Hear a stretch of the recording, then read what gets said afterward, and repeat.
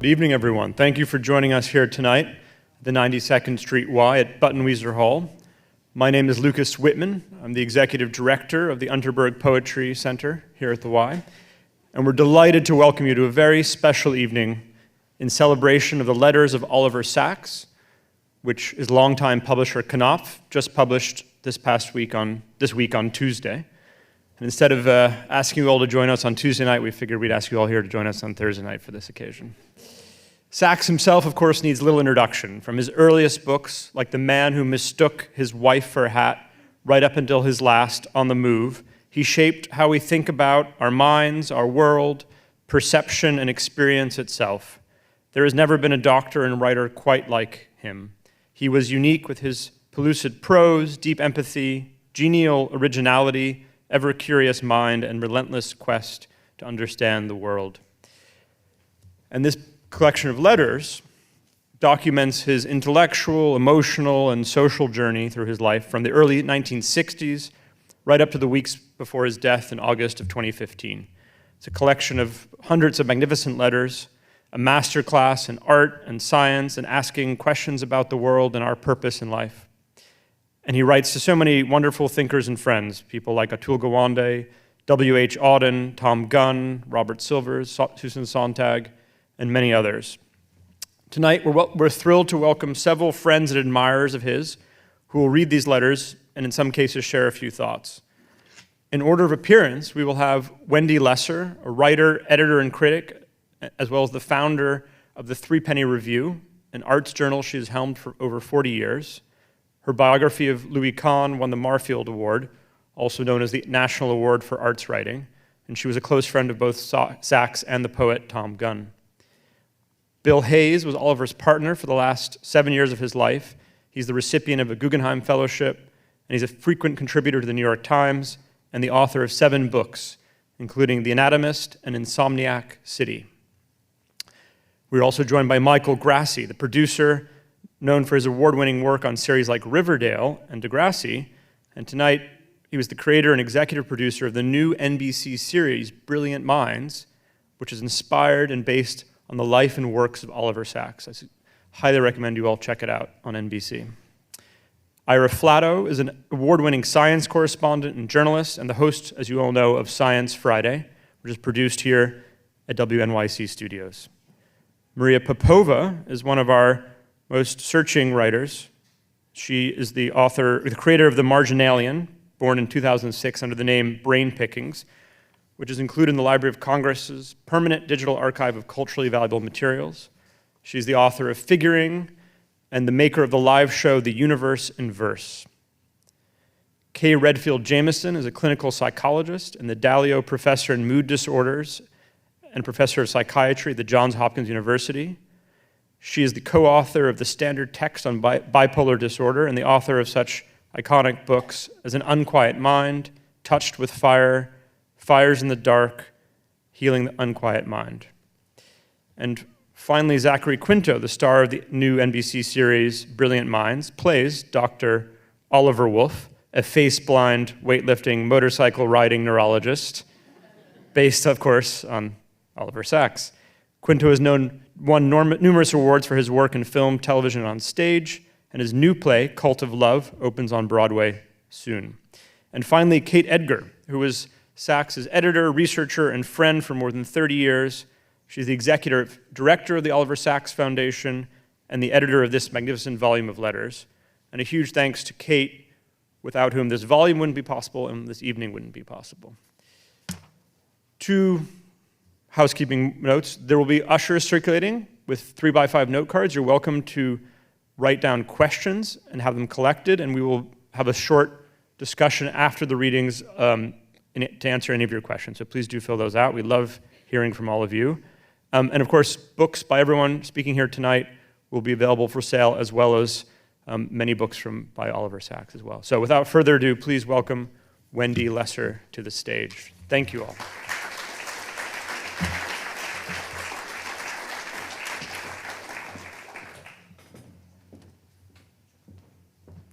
Hello, and thank you all for coming out tonight, 48 hours after this very upsetting experience that we all had, and it's good to be with a community of fellow New Yorkers.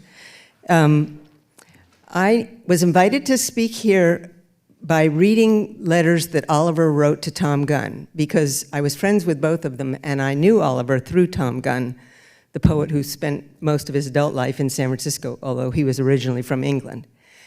And early in my friendship with Tom Gunn, probably in the early 1980s, he loaned me his signed first edition of Awakenings, and I was so knocked out by it, I incorporated it in my first book, a book about undergrounds, real and metaphorical. And I was so enchanted by the author that I asked Tom if I could meet him, and so Tom introduced me by mail, and I ended up meeting Oliver when he lived out on City Island, and we had a sort of distant friendship up until 2004, when Tom suddenly died of an overdose. And I didn't want Oliver to read about this in the news or hear about it in some impersonal way, so I called him up and told him, and that, in a way, cemented our friendship. Then we each became the other's reminder of Tom and who he had been, but we also developed an independent friendship separately after that. And eventually, after he met Billy, who was also from San Francisco originally, my husband and I, whenever we would come to New York, we would spend time with Oliver and Billy, and it became almost a familial friendship. And as you'll be able to tell from these letters, he was an incredibly generous person, a very self-analytic person, as you might expect from somebody who spent, I forget how many decades, I think it was around 5, in psychoanalysis, but also a very shy person. He would always describe himself as shy. Secretly, he was great at dealing with the public. Once I was interviewing him on stage, and I asked him a sort of personal question, and he turned to the audience of 3,000 and said, "Well, I can tell you in confidence," and they all thought that was wonderful, and that was typical of him. He really knew how to relate to people, even though he thought he didn't or pretended he didn't. Tom was sort of opposite in a way. Tom was the other kind of gay Englishman. Oliver only went through a brief motorcycle clothes-wearing phase, and Tom did it his whole life. He wore, even though he didn't ride motorcycles later on, but he wore a leather jacket and black jeans and heavy boots. He had a sort of lean and hungry look, whereas Oliver was chunky, very athletic though. He'd been a weightlifter and then later in life a swimmer. Tom never did any form of athleticism except sex, which he did almost constantly. Oliver, of course, was the opposite with his famous 35 to 40-year celibacy period. So they were quite a contrast in manner and in personality, but they filled a similar role in my life of being a slightly older, very warm and knowledgeable and generous and literary person who I could turn to for advice and help and friendship. Okay, so I was assigned to read letters by Tom, but I went through the book and I looked for Tom's name, and I found it in a letter that Oliver wrote to his Hungarian lover, Jeno. Oliver was in his 30s, early 30s at this point, and he was having a wild, passionate affair with this guy. And he writes to him on October 18th, 1965, a very long letter of which I'm giving you a snippet. He speaks of 2 men who were very important to him. I never had any real relation with them, not only no physical relation, but I suppose I was too much of a baby to relate at all. He was only 4 years younger than Tom, but he had a sort of hero worship relation to him.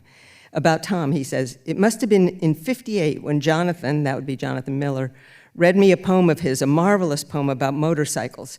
It was titled On the Road, and below it, California 1957. It must have been in the Observer or Sunday Times. I determined at that moment that sooner or later I too would go to California and know and love Tom Gunn. He had formulated with such power and precision the babble of my own emotions." So he gets to California. "My real reason was to meet Tom Gunn. I lay in wait for him for weeks and months. I questioned everyone I met in a casual, knife-sharp, but how giveaway way. I finally met him at a party. I was drunk with happiness and drunk with drink. I didn't dare to meet him sober. I remember somewhere in my half-forgotten orgy quoting one of his poems to his face, and he laughed and stroked my cheek and said, You know, I'm me and not my poem.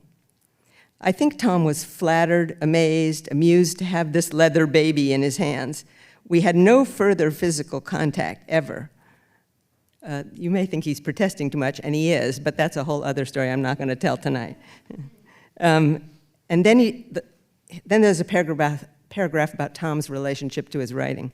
It was Tom who first brought home to me that I did have literary gifts of worthwhile caliber, and he would point out again and again, did ever a man find such a ruthless, tender, honest critic, how I spoiled what I had written with rhetoric and extravagance and self-pity and cliches and dishonesty and fantasy and laziness and. I got a few of those letters myself from Tom, and I know that Oliver's description is exact, that ruthless kindness in being a critic. Okay, now I'm skipping to May of 1971, when he's writing to Tom because Tom has written to him in response to Oliver's first book, Migraine, which he sent him. I'll just give you one short paragraph from that book. A phrase in your letter puzzled me, that my book terrified you.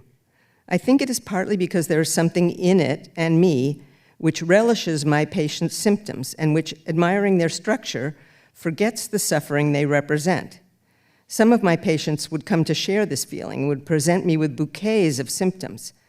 And perhaps it is partly after years of analysis and coming to feel myself an explorer rather than a victim of human underworlds. I don't think it's a sadistic feeling. I think it is a sort of reprieve from the old sadism and a relish for human nature in every form. Or at least I hope it is. You put it perfectly about the necessity for one's judgment being part of one's style. So you can see what I mean about how self-analytic he was, and especially in these letters to Tom, for some reason, I felt he dug really deep into himself as to who he was and how that related to his writing. And here is the best letter. I won't read the whole thing because it was quite long, but I'll read a lot of it. A letter written in response to Tom's letter to him about awakenings. So this is in November of 1973. And he starts by apologizing for not having written right away, but as he did many times, and Kate had to cut a bunch of these introductions out because they are all the same, these apologies for waiting 2 months. But in this case, he says he waited because he was so impressed by Tom's, and so smitten really by Tom's response to awakenings, which was, from his point of view, the best one he got.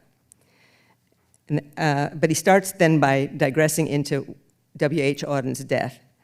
First, I thank you for your sympathy about Whiston's death, and I too feel the loss that this must be to you, and for so many others. I originally met him 4 or 5 years ago, and we approached each other very slowly as people. We were both intensely shy in a way. In the past year, he had become very dear to me. I really came to love him in all sorts of ways. In particular, he stood for trust, an immense solidity and substance and depth, with a beautiful candor and transparency, so that the impulse to lie or distort or conceal or falsify, etc., went away in his presence, and in some fundamental way, he taught me how to be myself by being himself. You speculate as to what has happened with me, what has brought out some sort of humanity or sympathy which seemed absent or dormant in the early 60s. It has been a slow process, and God knows one fraught with the continual danger of lapses and regressions. You are surely right when you say that one cannot be taught sympathy, humanity, etc. And he talks about the things that had influenced him, including the blessing of a marvelous group of patients who were at once as singular as the fauna of the Galapagos and yet intensely real to me as human beings. I think they made a decisive difference to me, as perhaps I did to them, and this, in a way, has been a sort of love affair. The two individuals who have meant the most to me in the last 5 years have been my analyst and Whiston. Among the living, they have stood for trust and love, or at least the sense of possibility of these, in a way I could scarcely have imagined 5 or 6 years ago. These and the living dead, the voices and teachers from the past, by which he mostly means writers, who have spoken to my condition, who have induced and carried me through various crises, and who have felt so palpably present at times as to give me an almost physical joy and warmth. I have suffered very much from losing the past, losing my childhood. I have, unlike you, lacked continuity and roots in this absolutely fundamental sort of way. That's actually a terrible reading of Tom Gunn's personality. He was completely cut off from his childhood for reasons, again, that I have no time to go into here, but Oliver projected so much power and strength onto Tom that he didn't realize that. And then he talks about the problems of feeling cut off and that there was a sort of phoniness to him, he felt. But various people, patients, students, friends, Whiston and my analyst have helped me to recover some sort of what I thought to be irredeemably lost and to become, if only intermittently, a real person. But no, alas, there has been no falling in love with anyone in the more literal sense, in the sense of a deep mutuality and respect and wish to share, etc. My infatuations and fatuous fetishes, etc., have grown weaker and less satisfactory as love substitutes for anything, but they have left something of a vacuum, erotic, spiritual, or whatever, and I often feel intensely and genuinely lonely now in a way in which I never used to. I would love to love and be loved and have a lover and be a lover, but I'm very isolated. I see very few people, and perhaps, ironically, now I am perhaps mature enough to maintain such a relation. I am now too old. He was 40 when he wrote this. It was going to be another, 30 years or more before he met Billy. At least I feel painfully old at the moment. I have since the death of my mother last November. I'm sorry, this is a rambling and maybe very egotistical sort of letter. As I said at the start, I have not known how to reply. When you criticized my writing, and by implication I felt me, a dozen years ago, I used to feel annihilated, and now you express appreciation of awakenings. It gives me immense pleasure and a sense and a sort of existing, which I lose all too easily. I've been thinking of going to the West Coast for a few days around Christmas, New Year. Will you be around then? I would love to see you, and again, many, many thanks for your exact and generous letter. Love, Oliver. P.S. I think, indeed I am sure, you are wrong about Whiston not liking you. I'm reading this P.S. because it's so typical of both of them. Oliver being concerned about Tom's feelings of maybe not being liked enough by a fellow poet. Tom, frankly, couldn't care less. So he says, the two of you had not met too often, and as I say, personal feelings were slow to grow and mature in him, but I know he liked and admired your poetry immensely. After meeting you last summer, was it at a poetry reading? He said, Tom writes magnificently, but he does dress very strangely. Thank you.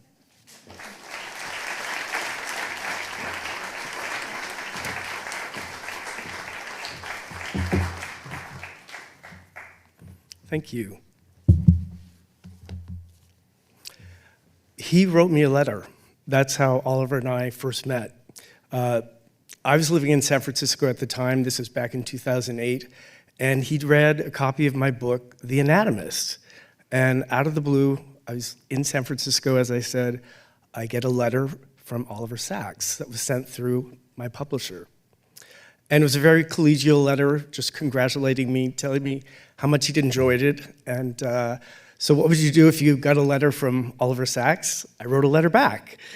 And then he wrote a letter back to me. All very collegial at first, but we soon began to get to know one another better and better, and fell in love, and became a couple. As his partner, I'd certainly heard over the years about many of the episodes and crazy stories, the friends and family members and other figures that now fill this incredible volume so vividly. But even for me, reading the letters was surprising and moving in a way I hadn't expected, illuminated as they are by the irrepressible now of Oliver's voice, a voice forever preserved in the present tense. We are in his mind, in his thoughts, in the heat of the moment, as he bangs out letter after letter on a typewriter or with a fountain pen. Among the most poignant letters were those written to a young man named Yeno, with whom he'd had a passionate, week-long fling in Paris and Amsterdam in September 1965, just 1 week. Oliver was 32 at the time. He told me about Jeno when we were together. He was a theater director who lived in Berlin, and Oliver had written candidly about him in his autobiography, On the Move, though in a relatively brief passage. I had no idea there were so many letters to Yeno, written in a very short period of time, and that they were so poetic, beautiful, tortured, and raw with emotion. After he returned to New York after that whirlwind romance, he wrote letter after letter after letter. October 4th, 1965. My dearest Yeno, I have clutched your letter in my pocket all day, and now I have time to write to you. It is 7 o'clock, the ending of a perfect day. The sun is mauve and crimson in the New York skyline, reflected from the cubes and prisms of an Aztec city. Black clouds like wolves are racing through the sky. A jet is climbing on a long white tail. Howling wind. I love its howling. I want to howl for joy myself. The trees are thrashing to and fro. An old man runs after his hat. Darker now. The sun has set. The city. A black diagram on the somber skyline. And soon there'll be a billion lights. Your letter. What are you doing to me? I tore it open and found myself trembling between tears and laughter. I pretended I had something in my eye and rushed out of the room at work. You have said what I had intended to say. I wrote in my diary after we'd been on the phone, my blood is champagne. I fizz with happiness. I smile like a lighthouse in all directions. Everyone catches and reflects my smile. They nod and grin and shout, "Great day."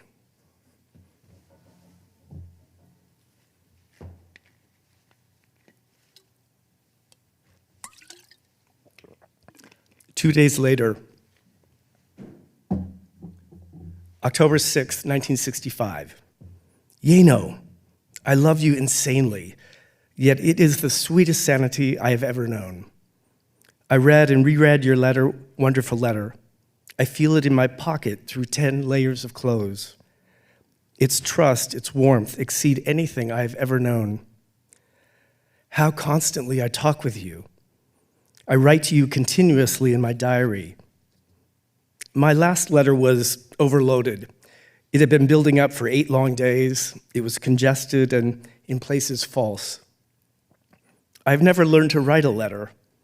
I have a nasty tendency to write at people instead of to them. Your own letter was one of the most profound and beautiful spontaneity. I'm so glad you did write what you did. I'm a simpleton, I know. I've never had an affair before, but I can't bear to think of it in terms of weeks or years. I believe we are both infinite, I see the future as an endless expansion of the present, not the remorseless tearing off of calendar leaves. I love you. I can think of nothing else. You have made me feel differently about myself, and therefore about homosexuality as a whole. I'm through with cringing and apology and explanations and pious wishes that I might have been normal. Through with searching my past history for the aggressive mother figure, the engulfed father figure, the this, the that behind my quote-unquote malady. I'm not interested in such cowardice anymore. You have taught me that one can be glad and proud of being homosexual. 6 days later, October 12th, 1965. Yeno? Still there? Still the same Yeno? Forgive me. It is just 8 days since I've heard from you. 8 days is nothing. One is busy, important business, the vagaries of the post. Did I myself not keep you waiting for longer at a time of great uncertainty? True, completely true. I'm too anxious, too demanding, but I feel like a fool writing to you, yet again, in the absence of any response from you. And then I say again, a week. Pfft, he hasn't had time to respond. And then darker thoughts come through. You idiot, Oliver. How long will you delude yourself? Yano's had his fill. And then, deeper still, the distrust I have of myself, the fear that I am the one who will betray. And deepest of all, the fear that there is nothing certain, nothing solid in the world. Finally, 2 months later, December 9th, 1965. Dear Yano, this will be an impossible letter to write, but write I must. I must tear you out of my system because I dare not be involved. I really cannot imagine life with anybody. I have always lived in a one-man world. I fear I always will. Briefly, oh so briefly, and to my own incredulous astonishment, I had a sense of sharing and togetherness with you. It has vanished so utterly that I can no longer conceive how it ever existed. I do not know what the word love means. Perhaps I loved you, but I no longer love you. Our menage really never had a chance. Perhaps I came so close to you knowing that reality would not permit it for very long. I yielded to a dream, knowing I would wake. I have woken. The dream was beautiful and terrible. It was everything while it lasted. I have unappeasable regret, but I am awake. The alarm clock is ringing. The world is waiting. I must shave. I must dress. The dream is forgotten. This is my final and farewell letter to you. I wish you what you wish yourself. I implore you to do nothing rash and to make no reply. I can no more be held than a mad rhinoceros. Adieu, Oliver.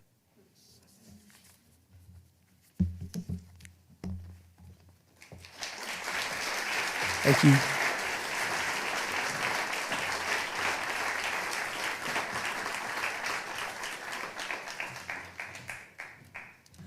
That was beautiful. I want to start by thanking Kate Edgar for the privilege of gathering all of us here tonight in honor of this beautiful book. I'm going to lift the mic. Thank you for that. I appreciate it. Is that better? So growing up, there was a lot of stigma and secrecy surrounding mental illness in my family. Oliver Sacks's work, his writing, showed me that I was not alone. That it was okay to talk about my father, who lives with bipolar disorder, and how much of my life is spent trying to understand his experience, talking to him, listening to him. And with that, I'm going to read the letter. November 24th, 1972. Dear Professor Kermode, I was overcome with pleasure and gratitude when I saw your letter last week. I have been struggling for years towards a means of expression which does no violence or not too much violence to clinical observations. I felt strangled by the sort of objective, dead language usually used by neurologists, which is the only language most of us approve or allow. I felt a great need to express myself and my data in a wholly different way and to a wholly different audience. I was delighted and scared when the listener commissioned my article and breathed the biggest sigh of relief I have ever breathed when I saw that someone like yourself approved. In particular, your favorite paragraph was mine also. It was the only one which wrote itself, which didn't get overwritten or congealed by efforts of condensation and abstraction. If one gives them a chance, patients always describe their Parkinsonism or whatever in terms of worlds and landscapes they depict. It has taken me years and years, far longer than I like to think, to learn to listen to them and to try to feel my way into the nature of their experiences. There is these days such a veto on this sort of empathetic, metaphysical approach, such a Gregorian insistence on definitions and enumerations and facts. And absolutely, one must gain impressions and stick to impressions and not try to reduce them to formula and facts. All patients are naturally poets. They try to express their experiences in images and metaphors, and we experts try to squash these back into symptoms and signs.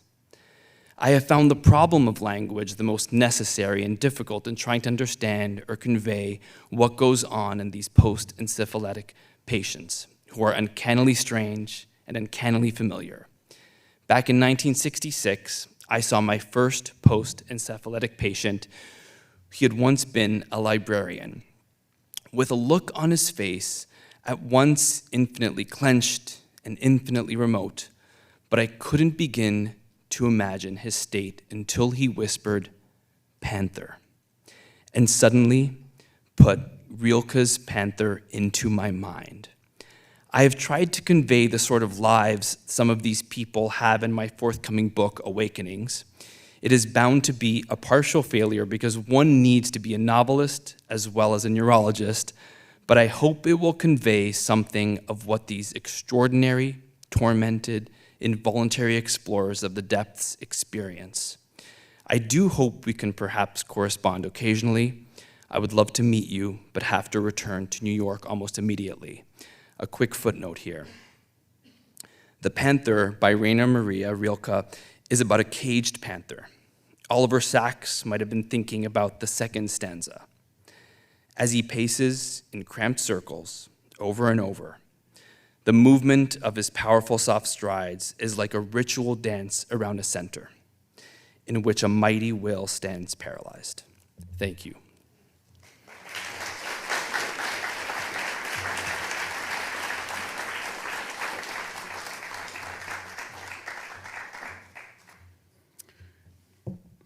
Hi, my name is Ira Flatow.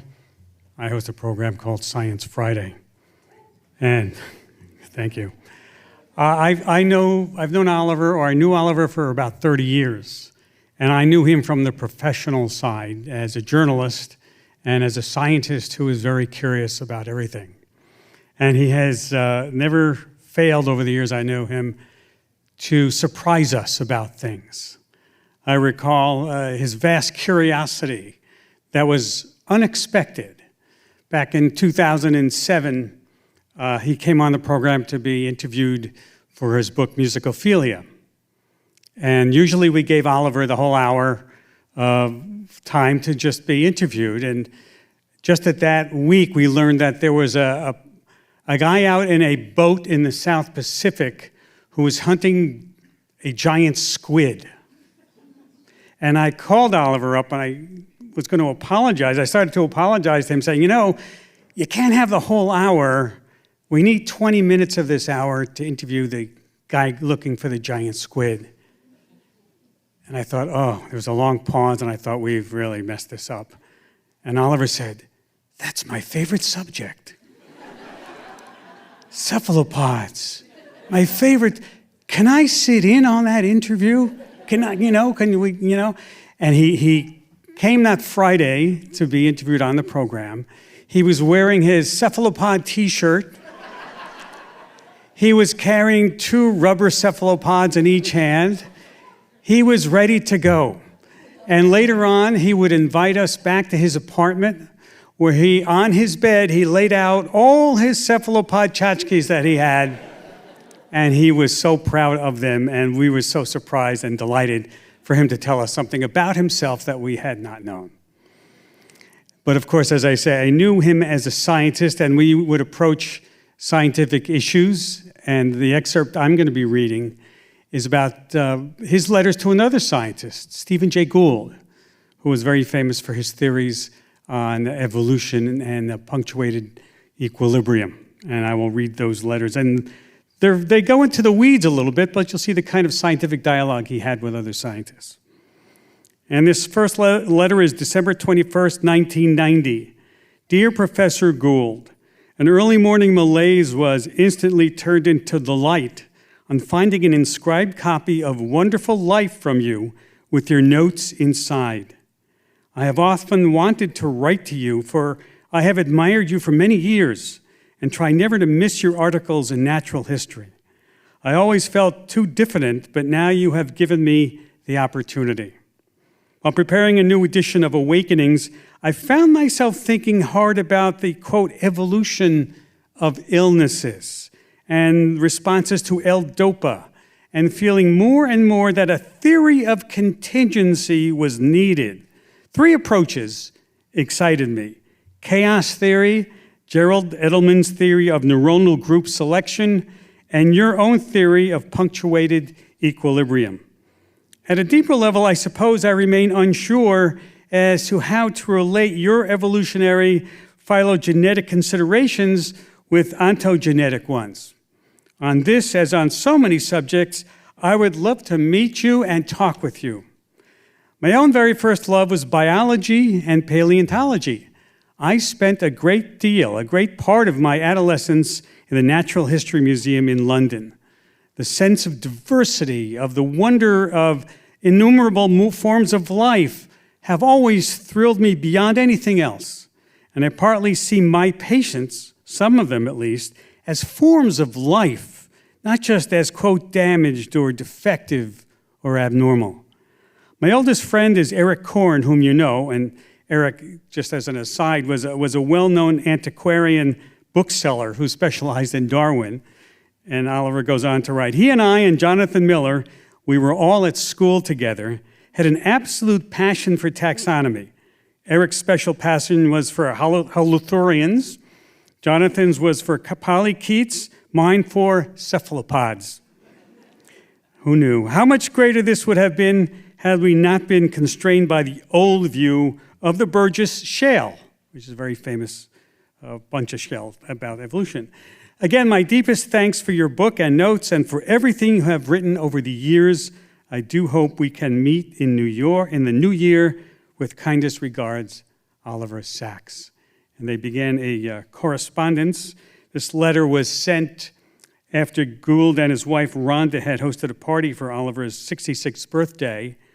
And since Oliver was then writing his memoir on chemistry, Uncle Tungsten, if you remember that book, each guest had been asked to dress up as a particular element of their choice.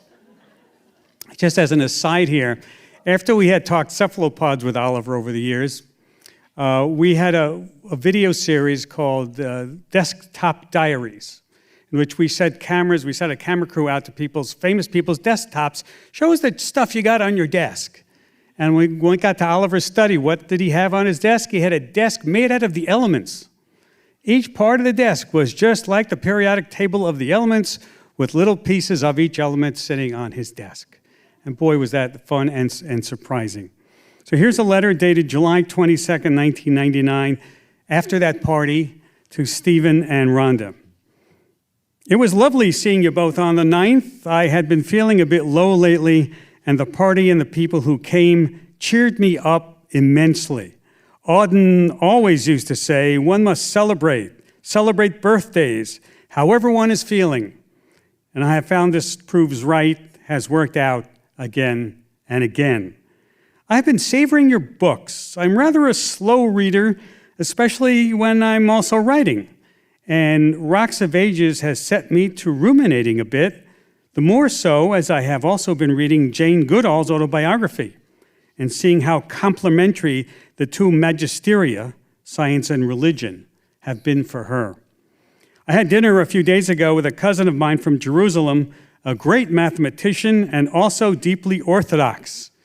When cautiously I brought up creationism with him, he said with a smile, there was one at every table, one creationist at every table. This conjunction of passion for maths or physical sciences with deep religious feeling was present in most of my mother's brothers, though diluted perhaps in my mother. What religious feelings I may have had myself as a child got rudely broken when I was evacuated during the war at the age of 6 and cut off from family and community. I have been, as long as conscious memory goes, a sort of atheist, and this feeling deepens with the years. Jonathan Miller also calls himself an old Jewish atheist. I have every respect for those who believe. I enjoy working with the Little Sisters of the Poor and in an Orthodox Jewish hospital, as I have done for 30 years. But in general, I avoid talking on the subject. I regard conversation on religion, sex, or politics as dangerous, except when one is with close friends. Having said this, I am still not sure that I, in fact, allowed to magisteria, at least in areas where the natural or scientific apply. Anthropic principles strike me as either ludicrous or tautological. Creation science? Of course, I am wholly with you on that, and talk of parapsychology and astrology and ghosts and spirits infuriates me, with their implication of another as if it were a parallel world. When I read poetry, or listen to Mozart, or see selfless acts, I do, of course, feel a higher domain, but it is one which nature reaches up to, not separate in nature.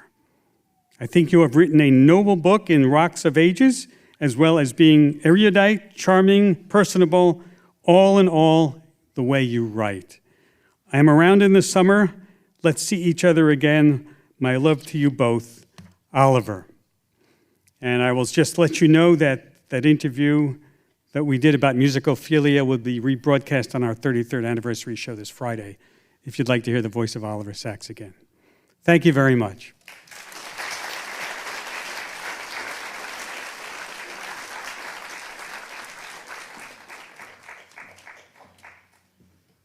Good evening. I had a flash memory yesterday of something James Baldwin said to Margaret Mead one summer day in 1970 on this very stage.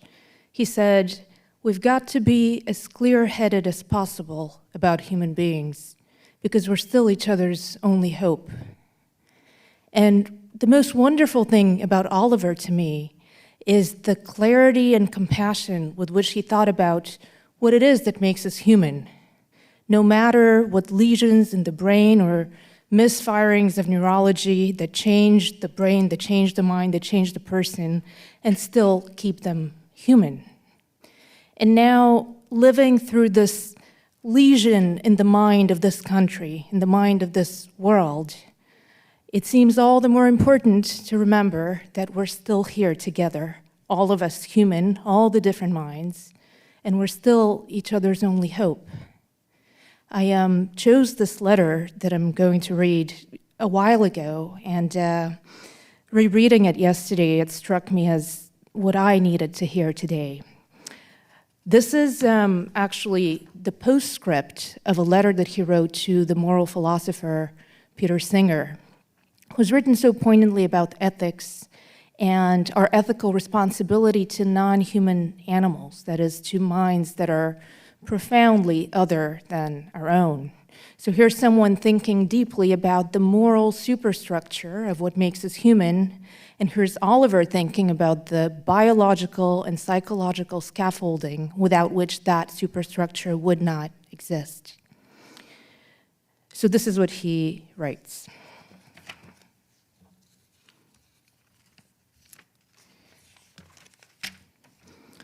While a biographical consciousness may be, more or less, confined to human beings, I think that biological consciousness and the capacity to feel pain and suffer must have developed quite early in evolution. Having had dogs and cats, though I am not especially an animal lover, I cannot doubt their capacity to feel. And my horror at the suffering of cattle led to slaughter, I described this in An Anthropologist on Mars, was certainly a factor disposing me to avoid meat. I am now, with uncertain feelings, chiefly a fish eater. I persuade myself that fish feel less, though I avoid eating squid, octopus, cuttlefish, cephalopods, which I suspect to have almost mammalian intelligence and emotion. I am tending gradually to vegetarianism. I think I have to differ from you, though I am not sure of the consequence of this in ethical terms, regarding the uniqueness or otherwise of Homo sapiens. I think that there is not just a difference of degree, but a difference of kind between human beings and the great apes, even though they have the beginnings of self-consciousness and can acquire a considerable lexicon. I am not sure if it can be called a language of science. Language, for what it is worth, seems to be species-specific. Thus, a microcephalic idiot with a brain smaller than a dog may automatically acquire a vocabulary such as the brightest ape with intensive teaching, with intensive teaching cannot. This may make it difficult to make direct comparisons, as on a scale between human infants, retarded children, etc., and other species. Having worked with severely retarded children and adults, I would hesitate to characterize them as non-persons. I would very much like to have worked with chimps and other apes. I am, as it happens, having breakfast with Jane Goodall tomorrow. Perhaps one needs a special moral discourse for human beings, and one which does not stem from speciesism or bias. Thank you.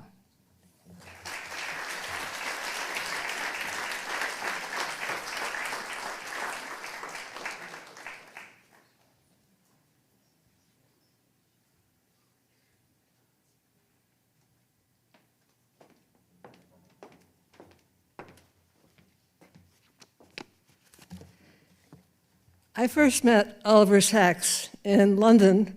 We shared a publisher, and we went out to dinner. And I think, like everyone who met Oliver, I fell in love. He was just a bit odd, but immensely curious, which is one of the world's most attractive characteristics in a person, I think. He was also deeply generous.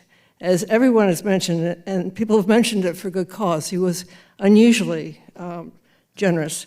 I was asked this evening to read 2 letters that he wrote to me and a letter he wrote to a young woman with bipolar illness. And I think I was asked to read these particular letters because of Oliver's longstanding interest in the borderline between what's normal behavior, what's normal thinking, and what is pathological, and the extreme sensitivity that he had to anyone. So, June 19th, 1995. Dear Dr. Jamison, as you bring out continually and powerfully in your new book, An Unquiet Mind, one's attitudes, interests, judgments, researches have to be conditioned to some extent by one's own experience. I sometimes wonder whether I was manic depressive myself. I'd written a book about my bipolar illness, and he had been kind enough, without knowing me, to write a blurb for it. I've sometimes wondered whether I was manic depressive myself, at least for a period of about 15 years, from the age of 32 onwards, when I would have periods of intense intellectual, emotional excitement with exaltation and sometimes ecstasy, during which thoughts would rush through me, far more than I could use. At such times, I would sleep minimally and fill a notebook in a matter of hours. My first book, Migraine, was written in such an extended, excited, exalted state in a 9-day period in which I scarcely went to bed. And then there were the depressions, though I'm not sure that this is the right word. The spiritual word arid seems more appropriate, for I would feel chiefly dry, dull, empty, rather than sad. And these excited periods always went with creativity, but it seemed to me they were called into being by stimuli to create, by the excitement of creativity itself, not the other way around. They were never seasonal or cyclical. I never had lithium or anything else. In the past 14 years, I have moved into a more equable state, which perhaps lacks intense affects in either direction, but also lacks the sort of inspiration I lived for and loved. Nonetheless, I have continued to work and write after a fashion. I take the liberty of sending you a copy of my latest book, Mars, although feeling that something magical has gone from my life. Whether this is Wordsworthian or biological, I do not know, but it gave me special sympathy with the later parts of your new book and your own, sometimes mixed feelings regarding the effects of lithium. With best wishes, Oliver Sacks. December 22, 2001. Dear Kay, I'm reading your latest book, Night Falls Fast, Understanding Suicide, and I don't know what words to use. A sort of appalled fascination, for I've lost many friends and others to suicide, and the lure and compulsion is one I have known off and on for most of my own life. And admiration that you're bringing together so much, from personal accounts to medical statistics to historical descriptions, with such power and grace. Admiration, too, at your bravery, from the autobiographic preface to your steadily outfacing the monster for what must have been years of research and preparation, and all of this at a time of a special personal distress for you. I enclose a copy of Uncle Tungsten, though I feel it might have a sort of levity which may not accord well with the gravity of your book. But you will find what someone called a noisy subtext under the lightness of the text. I don't know whether I should have written of my brother's psychosis, the more so as he is alive, but tragically depressed and delusional. He has had so little of a life and was so blessedly gifted to start with. I often wondered if I was going to follow him into schizophrenia or bipolar illness, but I seem to have settled for mere neurosis. Love, Oliver. P.S. I had only read part one of your book when I wrote the above. I've continued to read and have been steadily more impressed and more shaken. The case histories of Meriwether Lewis, the young airman, John Wilson, appall me. I think of friends, among them a notable number of physicians who have made suicide attempts, and several who have achieved their aim. I think that you show here a combination of realism and understanding, toughness and tenderness, in William James's sense.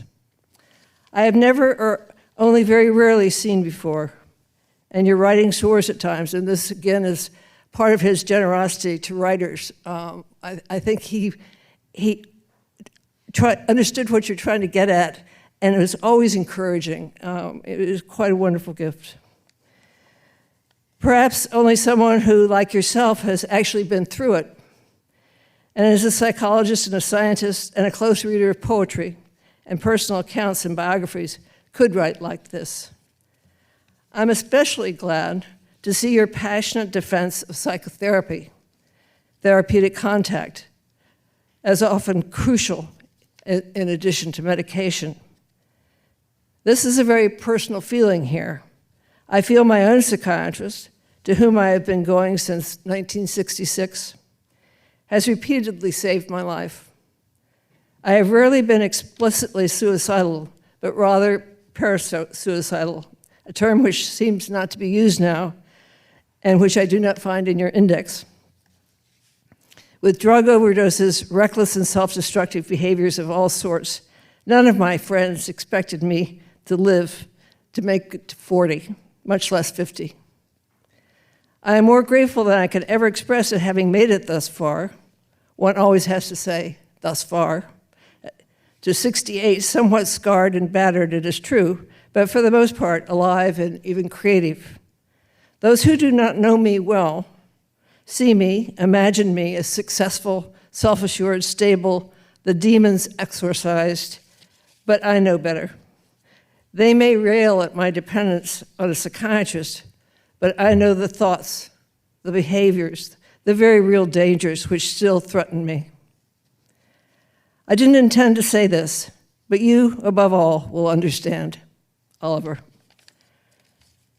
And then this most wonderful letter that he wrote to a college student named Wendy, and who was living in a group situation and had bipolar illness. And she had written to ask Oliver, why, if symptoms of untreated mental illness are so maladaptive, has it survived the evolutionary cutting room floor, so to speak? Am I just a mistake that somehow survived evolution? November 14th, 2006. Dear Wendy, I should have written before. I very much enjoyed meeting you. The gleaning together, how nice, how right to meet in an activity, a shared activity, and talking together. But I have been totally occupied and preoccupied with my book, and I couldn't think of anything else. Now it is done, and it was sent off to the publishers yesterday. I can start to catch up on everyone and everything else.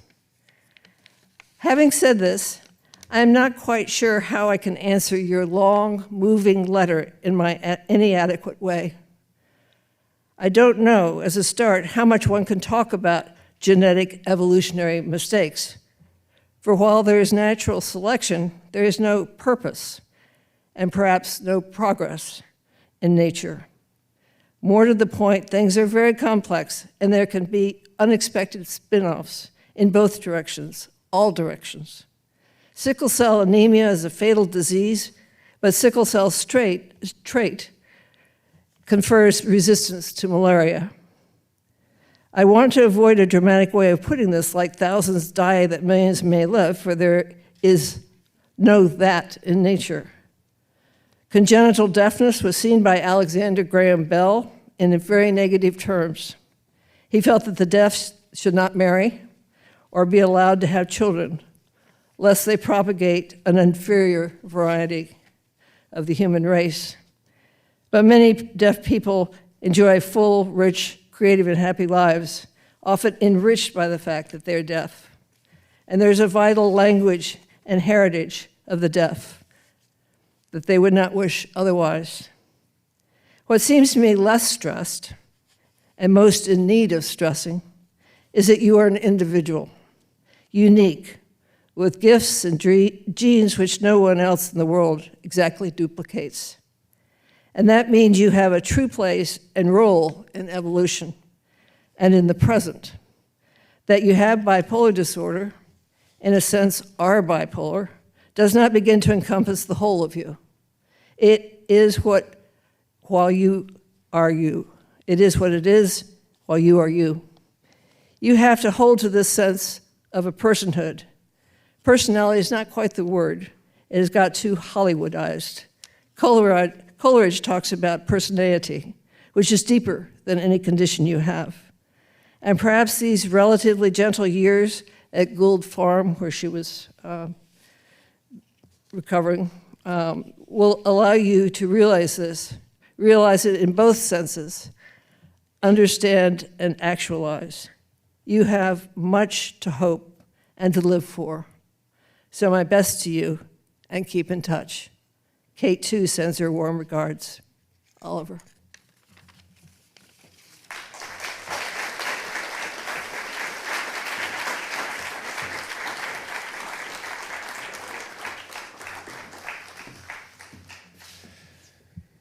Hi, everyone. I did not know Oliver Sacks, sadly, but I have gotten to learn a great deal about him by having the good fortune of playing a character who's inspired by him in every sense of the word.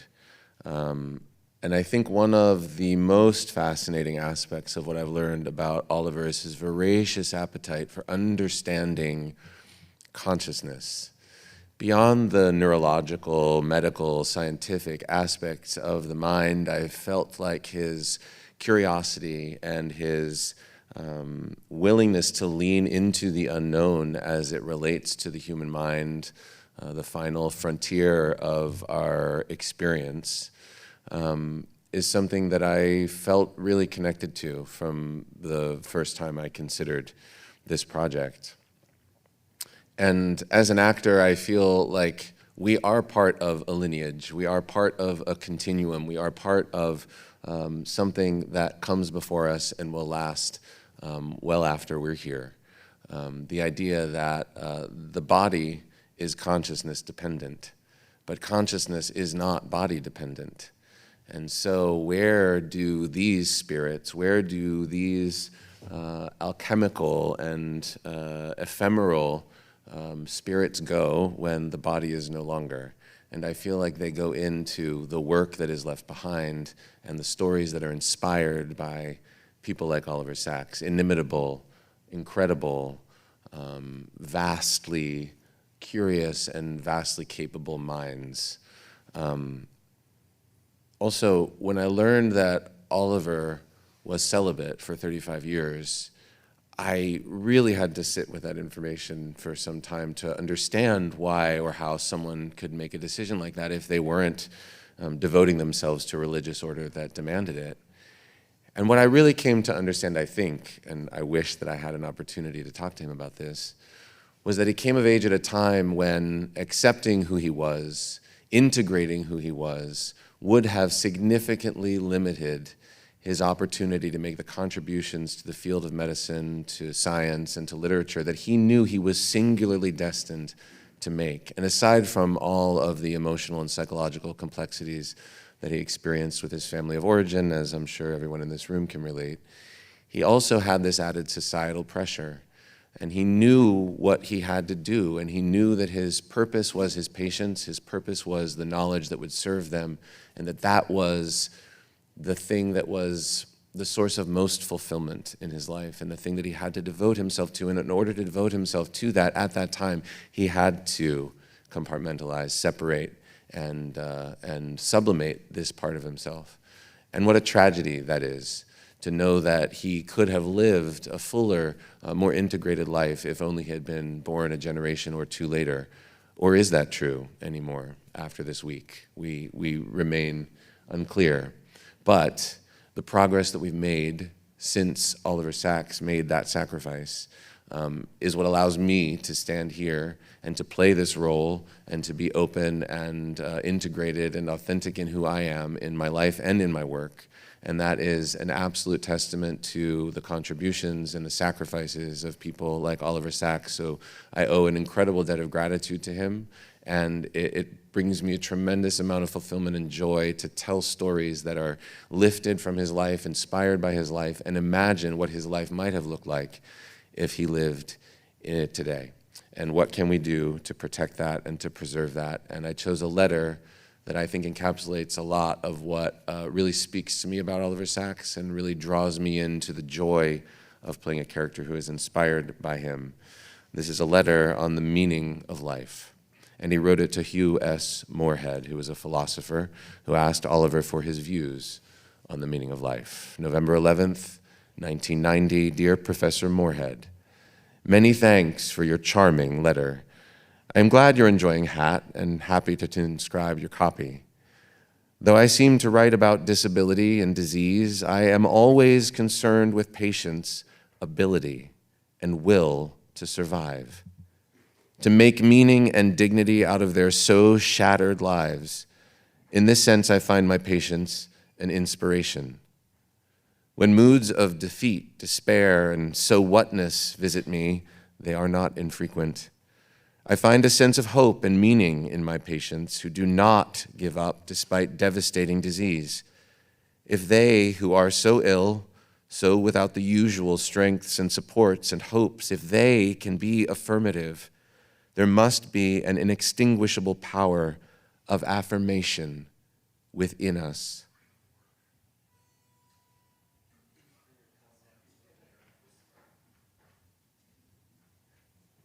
I think the meaning of life is something we have to formulate for ourselves. We have to determine what has meaning for us. It clearly has to do with love. What and whom and how one can love. I only feel alive, discern meaning when in some sense I am in love. The object of love need not necessarily be human. My own most passionate loves for years were in physics and chemistry. and these remain for me as something to go back to.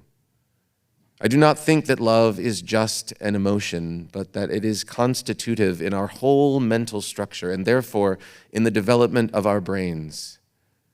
I envy those who are able to find meanings, above all ultimate meanings, from cultural and religious structures, and in this sense to believe and belong. But I do not find for myself that any steady sense of meaning can be provided by any cultural institution or any religion or any philosophy, or what might be called a dully materialistic science. I am excited by a different vision of science, which sees the emergence and making of order as the center of the universe. Aside, during this period, Oliver was particularly intrigued by the new theories of chaos and self-organizing systems. I do not, at least consciously, have a steady sense of life's meaning. I keep losing it and having to re-achieve it again and again. I can only re-achieve or remember it when I am inspired by things or events or people, when I get a sense of the immense intricacy and mystery, but also the deep, ordering positivity of nature and history. I do not believe in, never have believed in, any transcendental spirit above nature. But there is a spirit in nature, a cosmogenic spirit which commands my respect and love. And it is this, perhaps most deeply, which serves to explain life, give it meaning. But being who I am, and not, say, an Einstein, I need constant human contact, and above all, contact with my patients, to reaffirm the sense that life indeed has meaning. Meaning is given to me daily in seeing patients and in practicing as a physician and in trying to be, in Nietzsche's words, a philosophical physician. I have exhausted my pen and doubtless your eyesight and patience with this rambling, floundering letter, and on top of this, I have not answered the question. But life for me is rambling and floundering, sometimes creatively to some never-attained goal, but to hopefully some higher level of understanding and integration. This struggle is, for me, the motive and meaning of life. With all best wishes to you, and thanks, Oliver Sacks.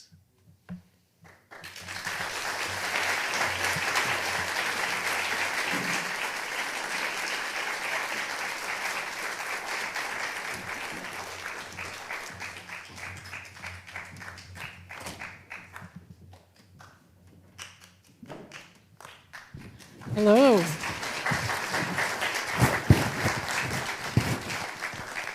So we have a couple of questions from the audience. Thank you for submitting these. And this one's for Michael Grassi. Maybe you could tell us just briefly what you changed about Oliver Sacks' life for your TV show, and what is a notable moment of Oliver's life that you weren't able to feature in the show? Great question. Well, Oliver Sacks came of age at a time when it was illegal to be gay in the UK. And when he came out to his mother, she said, "You are an abomination, I wish you were never born." Very painful words to hear. And our show, Brilliant Minds, is contemporary, present day, reimagining, inspired by Oliver Sacks. And that's a moment that I kept on going back to in terms of a defining moment of how he chose to live a large part of his life. And how do we sort of capture the spirit of that story in our present day storytelling? And we've sort of found a way to pivot, not do exactly that, but deal with some of those similar themes of shame and not being accepted, and also doing that through maybe one of our patients who comes from a place where it's still not accepted to be gay. While we have those freedoms here, and hopefully we'll continue to have those freedoms here, it's not the case for the rest of the world. So in the episode that airs on Monday, November 11th, we're exploring a lot of these ideas that Oliver dealt with very early in his life. Yeah. Thank you. This is a question for Bill Hayes. What is Oliver's funniest trait? Could you talk about that a little? His funniest trait, maybe his shyness, which was so real. I think sometimes people wondered if he was just sort of guarded or standoffish, but he was truly shy. But then when you sort of broke through and engaged him in something he was interested in or curious about, he could talk and talk and talk forever. But yeah, the shyness was actually very endearing and charming, especially when we first were getting to know each other. I'm actually going to answer, I think, 2 questions because it's editorial prerogative. People often have been asking me recently, how did I ever distill the 65 bankers' boxes full of correspondence in my office into this single book? And the answer is I have a secret weapon called Ben Kravitz. Ben is a brilliant young editor and writer who actually is probably much more familiar with the Oliver Sacks correspondence than anyone on the planet. And he put thousands of hours into this. So I have to say thank you, Ben, for being my partner on this book. We have another question from the audience saying, Oliver wrote in his memoir about writing as being a clarifying tool for his thinking. How much of the letter writing was him conveying ideas he already had, and how much was him working his ideas out in this interchange? And I think that's a really interesting question throughout this book. You can see his thinking evolving on a number of topics, and I think it was very much a two-way street that he would engage in these conversations via letter with so many different people, whether they're fans or fellow scientists or doctors or patients. And a very similar thing would happen when he lectured, often in this very house. So that's something that I'll leave it to you to discover in the letters book. And I think we have to wrap, but thank you all for being here, and we hope you enjoy the book.